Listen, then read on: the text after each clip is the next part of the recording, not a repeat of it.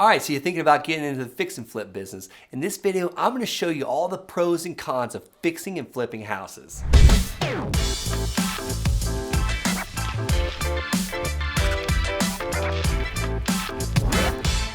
Hey guys, welcome back. I've fixed and flipped over 24 houses in the last 3 years. I'm going to show you so many pros and also some cons and things to look out for when you're doing this business, and then things you might not have even thought about. All right, let's do the first one. You know, fixing and flipping a house is super sexy. I mean, they literally make shows about it on HGTV. Who doesn't watch those HGTV and love the before, like the dirty old junky, stinky old nasty cat pee house, and then turning it into the after product that this beautiful family can move in and pay $1 million for it, and the flipper makes a quick $30,000, $40,000 profit, and it only took them 90 days to do it. Guys, that is not reality, and it's not the way it always goes, but sometimes it's definitely possible if you have the structures in place, the contractors in place, and all things in place for that. But you've got to plan for, you know, the leaking roof or the broken foundation or all these issues, or maybe the last owner didn't pull permits on anything. So there's always a surprise, I feel like, in every single house.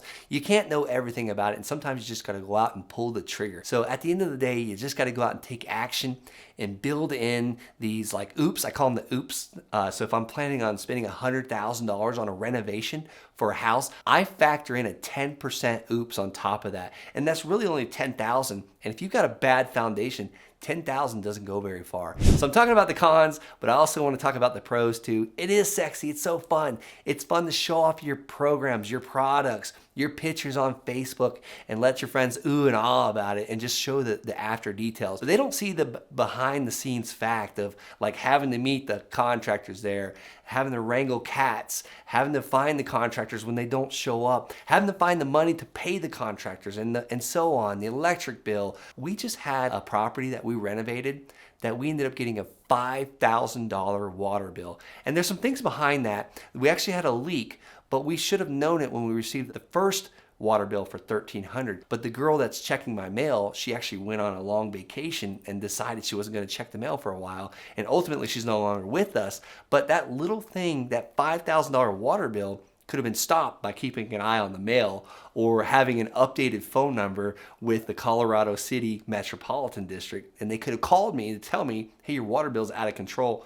Can we turn your water off? So little things like that pop up. These are little surprises. It was actually a leak right at the front door, and it was flooding the yard, and people didn't even realize it. All right, another pro. There is nothing more fun than turning one man's trash into another man's treasure. I talked about the before and after photos. That's probably the most fascinating and amazing part for me. We're gonna go out into this house and we're gonna rip all the walls down. We're gonna make it open floor span, and we're gonna add this beautiful kitchen and this beautiful bathroom. But it's so fun to look at what it looked like before, this dungeon, this dark little dungeon. When I say one man's trash, literally the people that live there trashed the place and didn't take out the garbage for months or ever clean the baseboards, or they haven't replaced the carpet in 20 years. It is so fun to take something like that and turn it into something that's just beautiful and immaculate. So that's one of the pros of flipping houses. All right, one of the final pros before I get into talking about some cons and some things you want to be aware of, that way they don't catch you off guard. But there's actually maximum profits you can make. You can make a ton of profit in this business if you buy the house right. You got to account for, things like what's the insurance is going to cost, what are the utilities going to cost.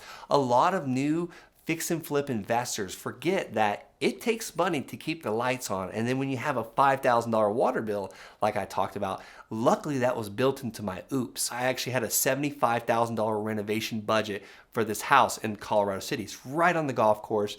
And my oops factor was 10% of that. So $7,500. Well, we almost hit the oops factor with that water bill. So going back into profits, if you buy the house right, you've got to buy it at a discount. A lot of people think that they can go in and pay retail price. Retail is basically what you would pay at Bird-Ines or Dillard's. That's retail. That's on the shelf ready to go. We cannot buy real estate at retail prices. We have to buy it at a wholesale discount price to build in us a profit. And a lot of people, when they're running their numbers, a lot of investors, when they're first starting out, they actually forget to build in their profit. If I'm going to buy a house and renovate it and fix it and list it with a realtor and flip it to a homeowner, I want to make sure that I'm paid a profit of at least at least $40,000. And some people might think, wow, why do you need to make $40,000? Isn't that a little bit greedy? Well, let me tell you what could happen. A lot of things could happen in the time that we're ripping out these floors or opening up the attic. A lot of things could be found, like electrical issues or foundation issues, plumbing issues, leaks, where that $40,000 profit can turn into $10,000 profits like that. So we want to make sure we build in enough profit, enough oops, and figure out all these money, like what are closing costs going to be? Generally a lot of investors forget about the closing costs and the realtor fees. They don't think, hey, I'm selling a house for $300,000. I'm going to pay a 6% real estate commission. Well, 6% on 300,000 is 6, 12, 18 grand. That is not money for you. That is going to your listing agent and your buyer's agent. So 18 grand is right out the door. And I'm not saying that this is something that you need to worry about. This is not an expense. This is an investment because these realtors do a lot of work to showcase this property, but you want to account for that. All right, I'm about to get into the nitty gritty, dirty details of the cons of fixing and flipping houses. But before I do, like this video. Also comment on how many houses you flipped. So like and comment. I'm asking you for a lot of things here, but let's keep going. Cons. One thing that most people don't think about is ordinary income taxes, or a lot of people call it capital gains taxes. I would prefer to get capital gains than ordinary income taxes. And let me explain. I don't want to go too much into detail because I'm not a CPA or a tax consultant. I just want to give you my layman terms example. If your flip takes you 1 year, so I buy it today, March 1st, 2020, and then I sell it March 2nd, 2021, that puts me now in the capital gains bracket. If I did it before that 12-month time frame, if I bought that property in March, took me 2 months to flip it, so that's April, May, I sold it May, 2 months, that puts me in the ordinary income bracket of paying my taxes. So that's generally a little bit more taxes that are going to be owed on that. But let me show you a way that you can ultimately pay zero taxes on a fix and flip. We're doing cons, but I'm going to give you a pro right here. If you buy, we call a live-in fix and flip. Like we're living in the mess. We're living in the dust. We're breathing it. We're dealing with contractors, roofers on the roof while your dog's barking at them. This is going on at my house right now as I film this. My poor wife is home. There's roofers there. There's a painter there. All kinds of renovations happening, and the dog is going absolutely nuts. But we call this a live-in fix and flip. So I buy the house today. Let's just say it's March 1st, 2020, which is actually not. It's actually 2021 right now. I don't know why I'm even saying 2020, but let's just use that example. March 1st, 2020, I buy this house, and the IRS says, Brent, if you live in it out of the last 5 years and you sell it, you don't have to pay as much taxes. It's different for married couples and different for single couples.